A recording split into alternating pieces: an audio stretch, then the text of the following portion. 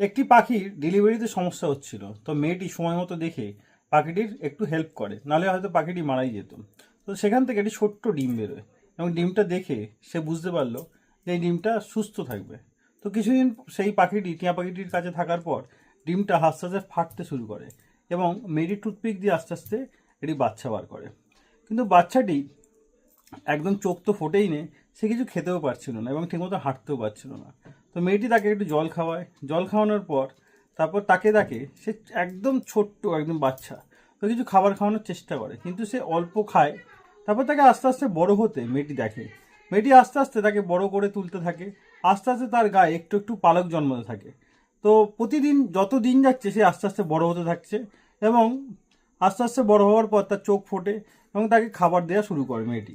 মেয়েটি দেখলো পাখিটি এবার তাকে চিনতে পারছে, যখনই সে হাত বাড়াচ্ছে পাখিটি তার উপর উঠে পড়ছে, হাতের মাঝখানে পাখিটি ঢুকে যাচ্ছে এবং আদর খাওয়ার জন্য সে পা তুলে তার কাছে চলে আসছে।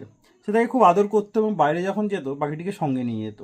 পাখিটি আস্তে আস্তে অনেক বড় হয়ে গেল, যখনই মেয়েটা বাইরে যেত তাকে নিয়ে যেত, যখনই হাত বাড়াতো পাখিটা তার হাতের ওপর এসে বসে পড়তো।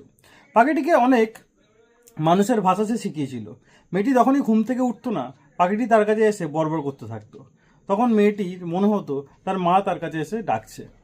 তো পাখিটিকে সে এতটাই বেশি ভালোবাসতো এবং পাখিটির জন্য সে একটি কি রিংও এনেছিল। পাখিটি সেটা দেখে খুব খুশি হয়েছিল এবং পাখিটি মাঝে মধ্যেই আয়নার সামনে দাঁড়িয়ে বড়বড় করতে থাকতো। তো যে পাখিটা একদিন তার বাচ্চা ঠিক মতো জন্ম দিতে পারছিল না, সেই ডিম থেকে সেই বাচ্চাটিকে সে বড় করে এটি মানবতার পরিচয় দিয়েছে।